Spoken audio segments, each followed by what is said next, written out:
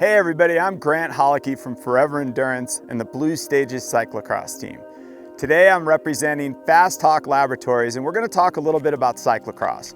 The goal today is to give you some insight and give you some tips regarding some of the main skills that come about in cyclocross so that we can get through those skills with a little less anxiety, a little less stress, and a lot less energy so we can use that energy later in the race to really push on the pedals. What we're going to start with is some of the specifics of the positioning of the rider when we're doing the cyclocross start. Some riders start off the saddle, but we mostly talk and encourage our riders to start in the saddle. The main reason that that's helpful is it allows for a quicker clip-in of the non-drive foot. So whether you start right foot in the pedal or left foot in the pedal, when you're down on the saddle, you're more in your regular pedaling position. So as that second foot comes over, it's going to find that pedal more naturally and a little bit easier. So that's why we're going to encourage you to start in the saddle when you do this start. Second thing we're going to talk about here is we're going to talk about the crank position. What we want is this crank position a little bit higher than parallel to the ground. What we're looking for is that we can immediately drive lots of power into that pedal and get as much of that power section through the stroke as we can as we're initiating this start. This is going to give us as much momentum as possible to help with that second clip in and drive us forward, the second foot clipping in and drive us forward through the start. The last thing that we're going to look at here is gearing. And what we're going to do on the start line, and one of the things we see a lot of riders do is they're over geared at the start. So they're in a big, strong gear because it allows you to feel like you're delivering lots of power to the pedals. While that may be true, the real driving force behind a cyclocross start is torque. So we want to be in a small gear. That's going to allow us to move that pedal faster, move that gear faster, and drive the torque way up. This is going to increase power quickly, and we're going to be at a nice high power immediately off the line.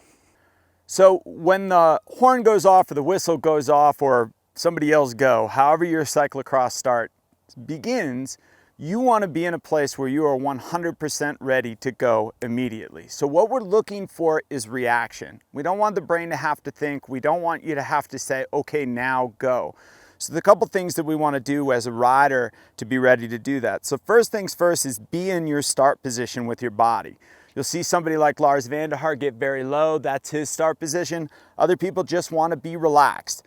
One of the things we're going to talk about here is get the hands on the hoods and off the brakes. If you're holding the brakes and gripping hard when that horn goes off, the first thing you're going to think about doing, release the brakes, then think about sprinting. So we want this position completely ready.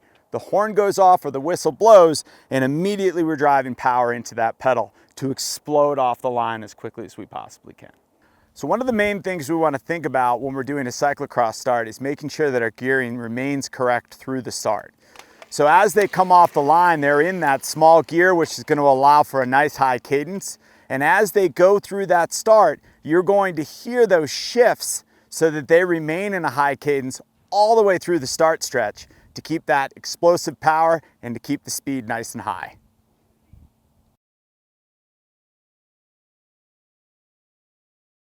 One of the main pieces of cyclocross racing is going to be mounts and dismounts, getting off the bike and getting back on. There's a lot of videos and a lot of instructional things out there on how to do this skill very, very well.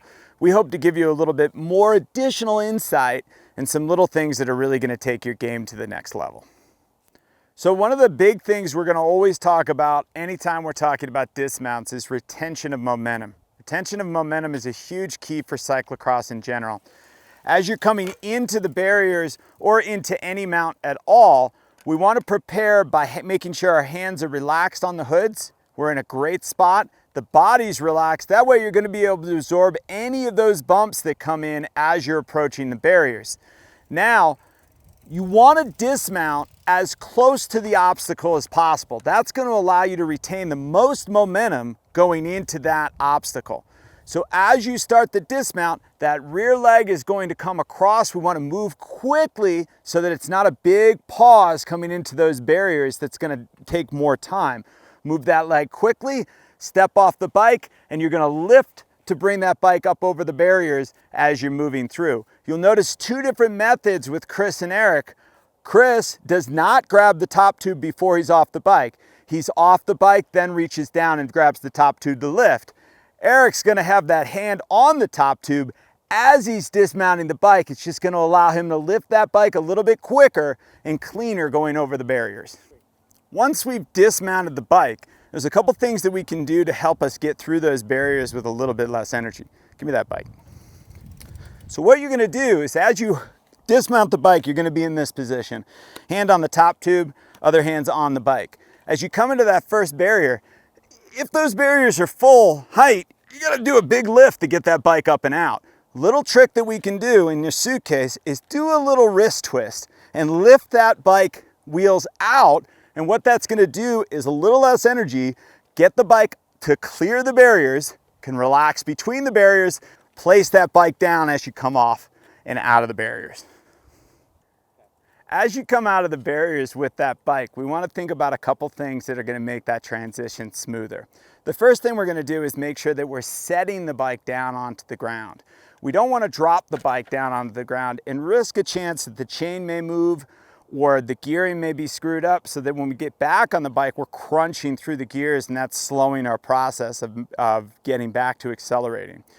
So as we go to mount that bike, we're gonna place it down. Hopefully we prepped our gears well going into it so we're not over-geared coming out of the obstacle.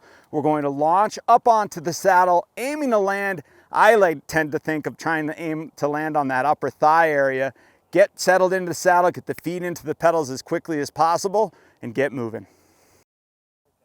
Another element to cyclocross that we're going to spend some time on today is the technique and what we want to be focused on when we're cornering. So as somebody's coming into that corner, a couple things that we always want to do. We want to prep our gears, and this way we know the course, we're prepping our gears so that when we come out of that corner, we're not over-geared and we're not mashing the pedals. Additionally, as we come into that turn, we want to regulate our speed. We want to make sure that we're never in a point that we're in the apex of the turn cranking on the brakes. What that's going to do is slow us down, and now we have to overcome inertia as we start to accelerate back out of that turn. As we've talked about before, in cyclocross, momentum is everything. So we want to do everything we can to retain that momentum coming into the corner. Now, for the actual technique of cornering, what we're going to concentrate on and make sure we're doing is the weight is going to be on our hands and pressured down through the front tire into the terrain that we're cornering on. It's typical on a mountain bike, it's easy to lean back or get up off the saddle.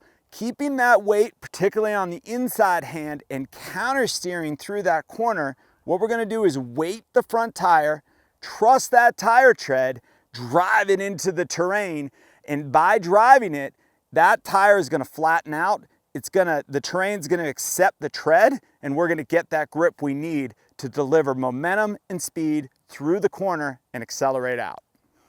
You can see them as they come into this corner. The speed is managed. They're making sure they're not even grabbing the brakes at all as they come through that. Chris is grabbing them a little bit. As we watch Eric, he's off the brakes through this corner, weighting that front tire and that wheel, and he's accelerating out because the gear is set up correctly and he can just jump on it. Here we go, weight that tire, accelerate out of the corner. Different terrain is going to require different techniques when we're cornering on the cyclocross bike. Here we're looking at some loose gravel, more of a dry condition. What we're going to do is we're going to be a little bit less aggressive in that corner than we can be on grass. So instead of driving and tilting the whole bike and pressing that whole bike into the corner, we're going to leave the bike a little bit more upright, bend the body towards the inside. That's going to protect that front wheel from a washout and put us in a position where we can recover by unclipping to recover if that washout starts to happen. Now, as they're coming into this corner, you're gonna watch a little bit less speed. Chris is choosing to use the outrigger, gets that foot out into a position where he's gonna be protected on the bike. That bike's a bit more upright in that corner. We're not getting ourselves susceptible to that front wheel sliding out from under us and going down. So we're in a position where we're always in control of that bike, and we're also always in a place where we're gonna be able to recover quickly if something does go wrong. Thanks for tuning in this week. Hopefully you got a little bit out of some of our tips and the things that we're talking about to make you just a little bit faster on that cyclocross course. Remember, if you can get a half second or a second out of every feature on that lap, it's gonna add up to a lot of time per lap and a lot of time over the course of the race. We're really excited here at Fast Talk Laboratories to be bringing you more episodes on ways to really clean up and get better at cyclocross, and we hope that you'll join us for those down the road.